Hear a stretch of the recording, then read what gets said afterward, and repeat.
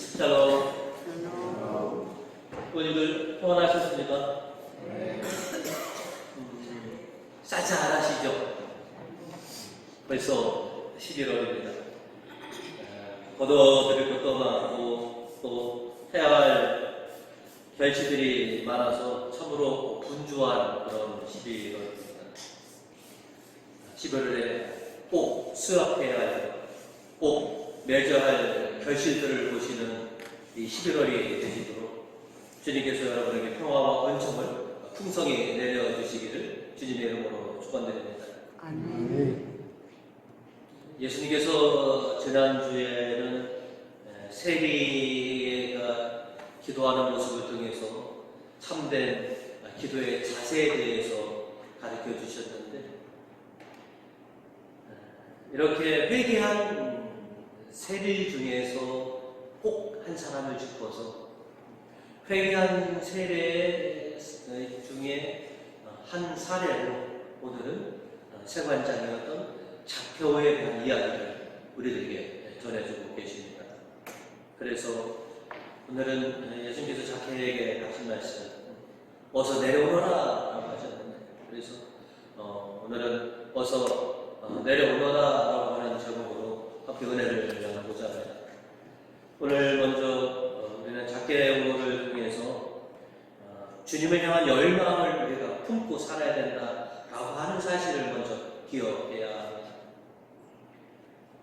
예리고 세번에 있었던 zakhe오는 예수님께서 자신의 동네에 오셨다는 소식을 접하고는 평소에 소문으로만 들었던 그 예수님을 꼭 뵙고자 하는 그런 열망을 가지게 됩니다.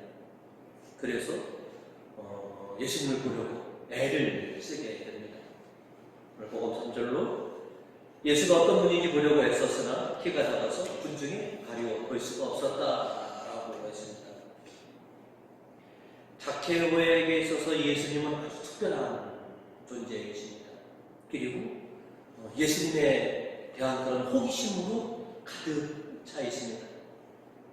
소문으로 듣자 하니 예수님은 놀라운 능력을 드러내 주실 뿐만 아니라 당시에 죄인이라고 취급했던 청년들, 그리고 자신 같은 그 세리에게도 함께 어우르시고 함께 식사를 나누시는 그런 특이한 분이다. 그래서 어떻게 해서든지 내가 한 번 정도는 꼭 그분을 좀 뵈야 되겠다라고 하는 그런 호기심과 관심을 가지고 있었다는 것이죠. zakhe오가 가졌던 이 호기심은 단순한 그런 관심으로 끝나는 것이 아니라 어떻게 보면 신앙으로 넘어가는 그런 호의적인 그런 관심과 호기심이었던 것이죠. zakhe오의 이런 모습을 보면 신앙의 입문을 어떻게 해야 되는 건지가 우리는 좀 배울 필요가 있습니다.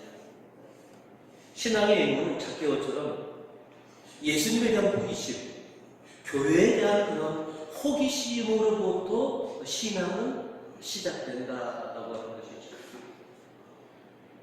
예수님과 교회에 대한 관심을 갖게 되는 것, 그것이 이제 신앙생활의 첫 출발이라고 할 수 있겠습니다.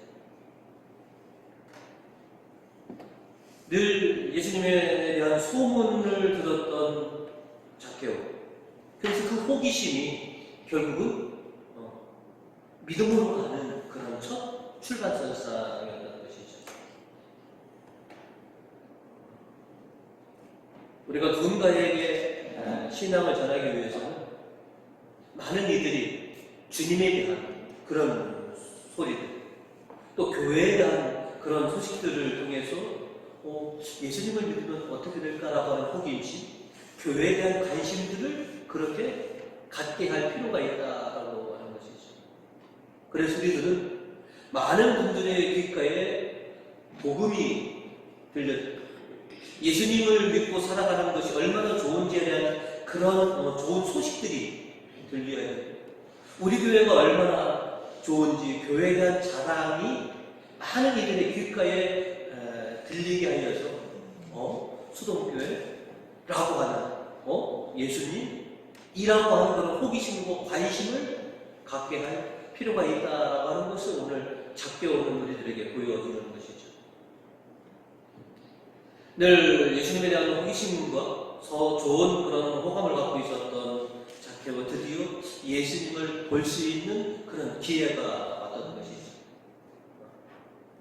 그런데 작게오가 예수님을 지금 뵈려면 두 가지의 장애를 극복해야 합니다. 하나는 자신의 키가 아주 작았고, 또 예수님 주변에 수많은 군중들 때문에 도저히 볼 수가 없었던 것이죠. 그 예수님에 대한 그런 호기심과 관심을 해결하기 위해서는 이 두 가지의 장애를 극복하고 이겨내야만 하는 것이죠. 오늘 복음 4절을 보시면, 그래서 예수께서 지나가시는 길을 앞질러 달려가서 길가에 돌무화과 나무 위로 올라갔다라고 하잖아요. 예수님을 보려면 높은 곳에 올라가야지만 볼 수 있다라는 것이죠. 그런데 그 길 옆으로는 다 집이 있었고, 유다는 그 성화구처럼 이렇게 되어 있는 곳이라 많은 사람들이 저마다 다 지붕에 올라가서 그렇게 예수님을 보고 있었는데, 그 어떤 누구도 죄인으로 취급하는 이 작게오에게 우리 집에 올라와서 우리 집 옥성에서 보십시오라고 허락한 사람이 단 한 사람도 없었다는 거예요. 어딜 들어오느냐고, 이 죄인인 주제에 어디 우리 집에 들어오냐고 전부 다 그를 외면하는 것이죠. 그래서 작게오는 가로수로 되어 돌무화과 나무로 겨우 올라가서 거기서라도 좀 주님을 보고자 했다는 것이죠. 오늘도 예수님을 만나기 위해서는 작게오처럼 많은 장애들을 극복하고 이겨내야만 할 필요가 있습니다. 주님 앞에 나온다는 것은, 주님을 뵌다는 것은 여러분은 그냥 가면 되지, 배우면 되지 라고 쉬운 문제이지만, 많은 분들에게는 그것이 어려움과 시련이기도 하고 시험이기도 합니다. 주님을 만나기 위해서는 여러 장애들을 극복하고 이겨내지 않으면 뵐 수 없는 그런 처지에 있는 분들이 계시더라라고 하는 것이죠. 오늘 이덕서 4절로 우리에게 이렇게 말하고 있습니다. 여러분이 모든 박해와 환난을 당하면서도 잘 견디어내며 믿음을 지켜온 것에 대해서 우리는 하나님의 여러 교회에 여러분을 자랑합니다.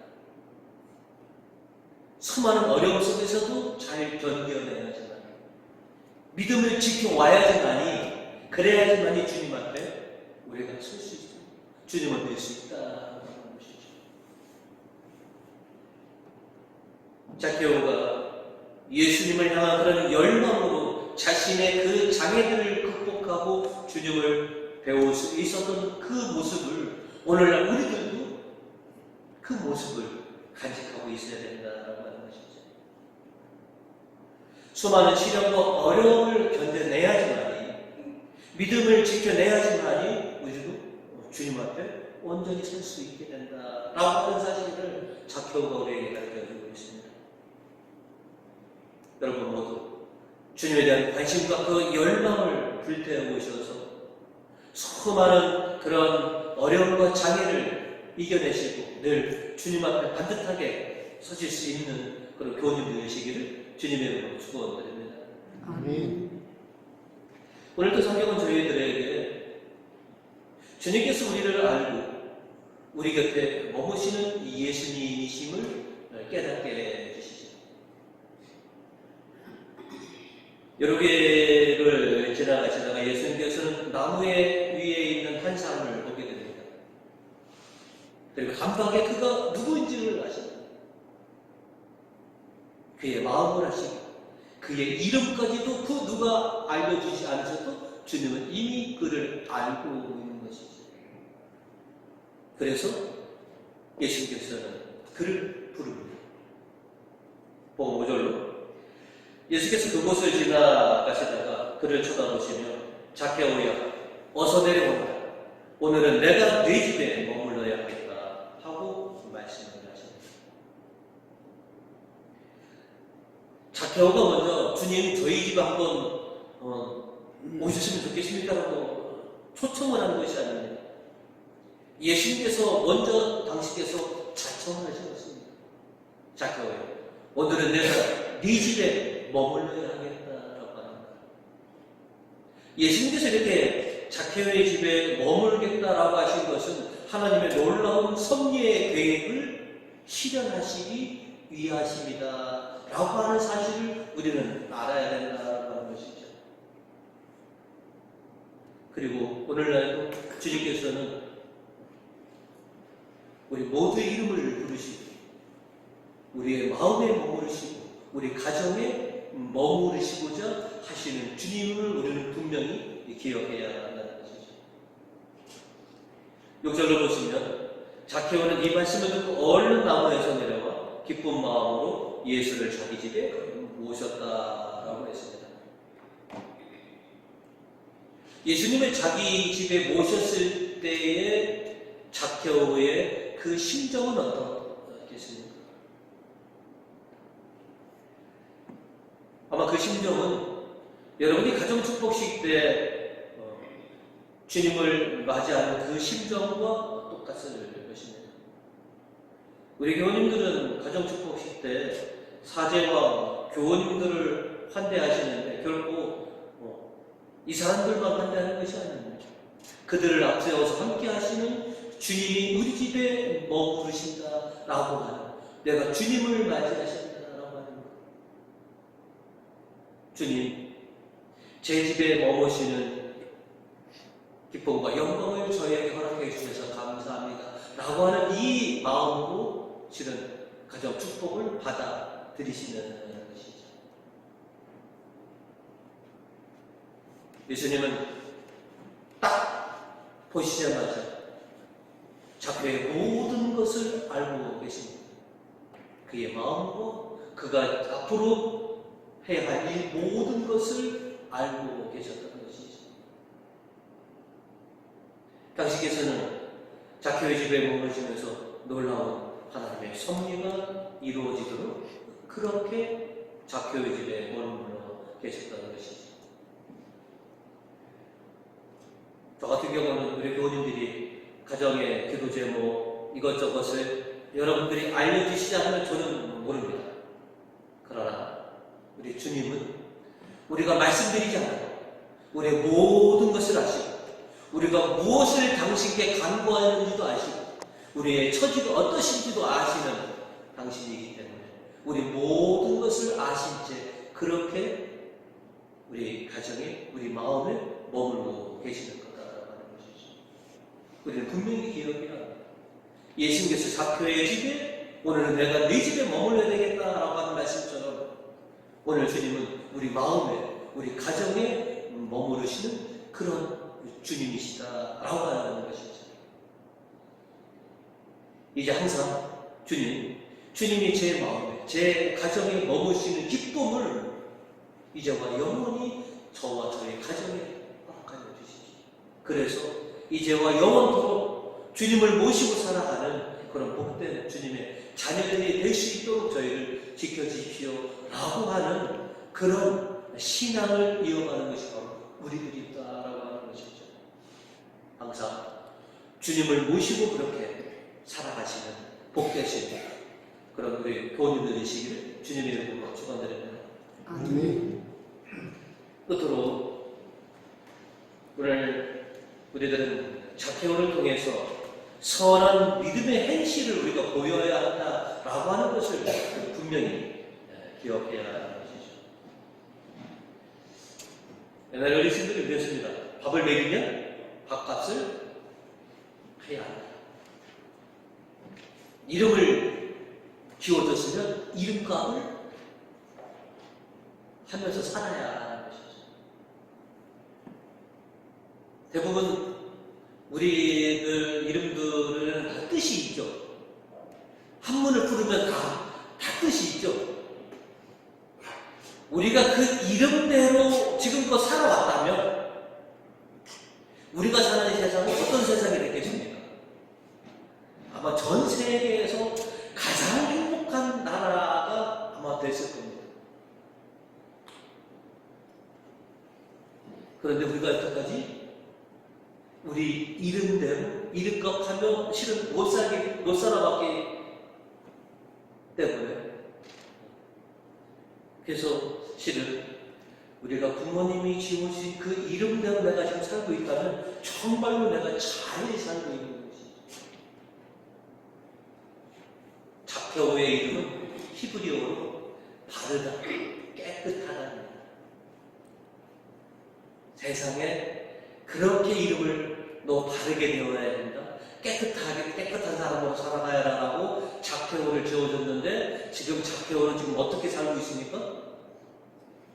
온 동포들부터 죄인이라고 취급받는 그런 삶을 지금 살아가고 있다는 것이죠. 얼마나 괴리감이 있겠습니까? 세속적으로 볼 때는 남부러울 것 없는 엄청난 부를, 그러니까 재산의 반을 나눠주고 누군가에게 부당한 것을 4배나 갚아줄 정도의 뭐가 있는 겁니다. 하지만 스스로는 늘 내가 내 이름값도 못하고 살지, 바르게 살아라, 깨끗하게 살아라 하고 지워주셨는데, 나는 지금도 누군가로부터 대박받고 누군가로부터 손가락 받는 이 인생을 살아가고 있다라고 하는 이 자괴감에 자케오는 늘 사로잡혀 있었던 것이죠. 그러다가 예수님을 모시게 됩니다. 그리고 자신의 집에 머무시는 그런 영광을 주시는 예수님인데, 자기 때문에 예수님이 지금 수많은 사람들한테 뭘 받아요? 공격을 받고 있는 것이죠. 그래서 자케오는 비로소 회개를 합니다. 복음 8절로, 그러자 자케오는 일어나서 주님, 저는 제 재산의 반을 가난한 사람들에게 나누어 주렵니다. 그리고 제가 남을 속여 먹은 것이 있다면 그 내 값절로 갚아 주겠습니다 하고 예수님에게 말씀을 드리는 겁니다. 오늘 일독서를 통해서 이스라엘 예언자는 이스라엘 백성들에게 하나님께서 너희에게 요구하는 것은 너희가 드리는 그런 재물이 아니다. 하나님께서 너희에게 요구하는 것은 너희의 진정한 회개를 요구하신다라고 말씀을 하십니다. 16절과 17절을 보시면, 몸을 씻어 정결케 하여 내 앞에서 악한 행실을 버려라, 깨끗이 악에서 손을 떼라, 착한 길을 익히고 바른 삶을 찾아라 라고 이사야 예언자는 그렇게 선포를 하시는 것이죠. 너희가 선택된 민족이라면 얼마나 많은 재물을 하나님께 바쳐드리느냐가 문제가 아니라, 하나님께서 원하는 선하고 바른 삶으로 너희가 되돌아와야 된다라고 외치는 것이지. 부디 제약된 길을 벗어버리고 올바른 삶으로 돌아오너라라고 하시는 것이죠.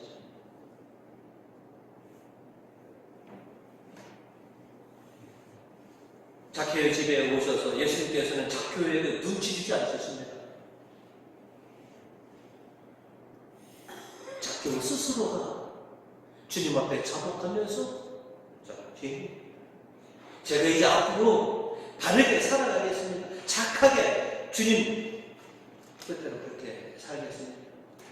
이 이후로 자케오는 쭉 그렇게 살아왔다고 옛 전승들은 말해주고 있습니다. 주님이 원하시는 것은 우리가 잘못된 길에서 얼른 벗어나서 주님께서 원하시는 착하고 바른 삶으로 복귀하는 것이죠. 그런 자에게 주님은 축복하십니다. 이렇게 당신 앞에 자복하며 회개한 자케오에게 9절로 이렇게 얘기하십니다. 예수께서 자케오를 보시면, 오늘 이 집은 구원을 얻었다. 이 사람은 아브라함의 자손이다. 오늘 지금 이 즉시 이 집은 구원을 얻었다고 하는 것이죠.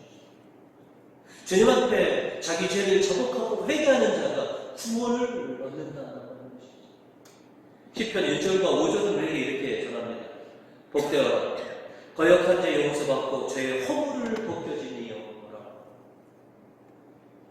주님께 자복하고 회개한 자가 주님께 복되다. 5절을 보시면 그리하여 당신께 내 죄를 고백하고 내 잘못을 감추지 않았습니다. 주여 내 죄를 거듭합니다 하고 하였더니 내 잘못 내 죄를 용서하셨습니다. 이렇게 주님께 죄를 자복하고 회개한 자가 주님께 은혜와 축복을 받는다라고 하는 것이죠. 사도 요한은 요한 1서에서 이렇게 우리에게 전하고 있습니다. 1장 9절입니다.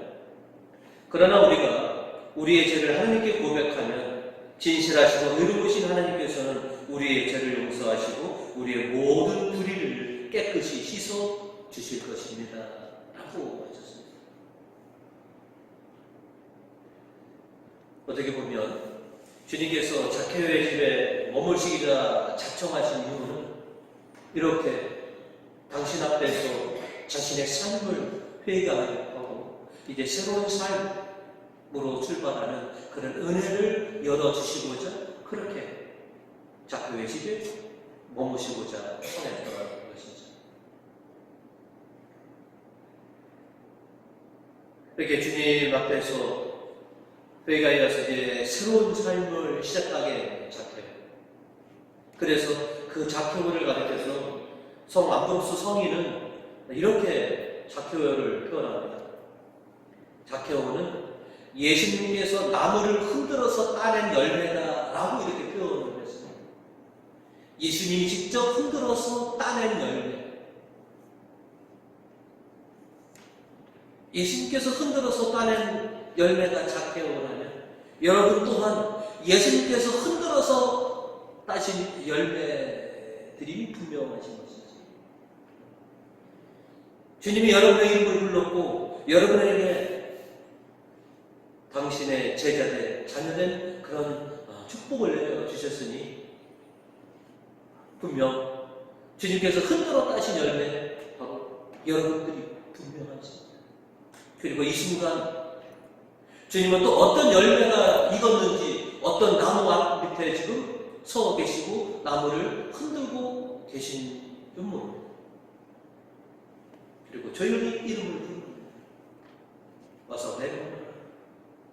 자케오야 어서 내려오너라 라고 하신 것처럼 당신에게서 멀리 있는 당신과 거리감을 두고 있는 많은 이들을 찾아가셔서 지금도 부르시고 그 열매를 따시기를 지금 손꼽아 기다리시는 줄 모릅니다. 우리 교인들 감이 익어가니까 감나무 밑에 한 번씩 가보셨죠? 주님도 마찬가지입니다. 내가 빨리 저 열매를 좀 따야 되는데 라고 수시로 그 나무 밑을 찾아나가십니다. 아직 주님이 못 따신 열매들이 많이 있습니다. 아직도 주님 앞에 내려오지 못했던 수많은 열매들이 있습니다. 그리고 지금도 주님은 그들의 이름을 부르시고 계십니다. 저는 이 순간 많은 교우님들이 자신의 이름을 부르시는 예수의 음성을 듣거든 빨리 반응했으면 좋겠습니다. 그래서 예수님이 따신 귀한 열매라고 하는 그런 칭호를 좀 받았으면 좋겠습니다. 그리고 주님을 모시고 늘 기쁨으로 함께 담소를 나누는 그런 시간들을 좀 가졌으면 좋겠습니다. 자케오가 주님을 모시고 집에서 있으면서 얼마나 참 기쁘고 영광되었겠습니까? 이제 수많은 우리 교우님들이 그런 기쁨과 영광을 누렸으면 합니다. 자케오의 집에 머무신 것처럼 항상 주님이 우리 마음에 머무시도록 우리 가정에 그렇게 머무시도록 기꺼이 주님을 환대하는 그런 우리 교우님들 되시기를 주님의 이름으로 축원드립니다.